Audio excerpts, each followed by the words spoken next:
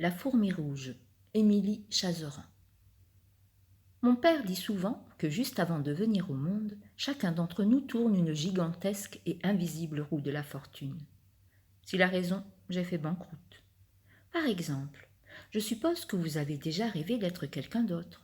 Un copain de classe, un champion de foot, une star internationale, n'importe qui. Eh bien, même si je suis catégoriquement n'importe qui, j'ai la certitude absolue que personne sur cette terre n'a jamais voulu être moi, ne serait-ce qu'un millionième de seconde. La première fois que j'ai compris ça, j'avais 9 ans, et un amoureux de CM1. Il s'appelait Pierre Siffer, portait tous les jours le même jogging vert bouteille et possédait la paire d'yeux gris la plus magnétique du monde. Dès que je voyais Pierre, je sentais mes os fondre et couler dans les muscles de mes jambes. Ce n'était pas pratique pour marcher, mais c'était fabuleux à ressentir.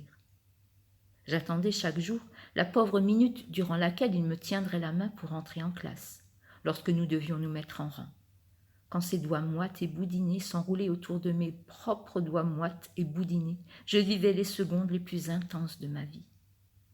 Mais au bout de 4 jours de passion brûlante, Pierre refusa ma main pour ventouser celle de Lucie Christos.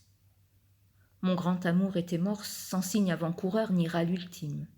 Mon ex-âme sœur enterra définitivement notre belle histoire par une déclaration aussi incongrue que cruelle. « Je t'aime plus, tu sens le pudding !» J'avais déjà mangé du pudding une fois à l'hôpital. J'avais 5 ans et l'objet du délit trônait sur le plateau de ma grand-mère qui n'en voulait pas. « Allez, maman !»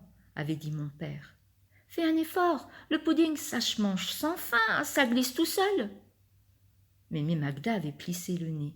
« Ça me dégoûte, c'est mou, tremblotant, c'est pas l'eau, comme mon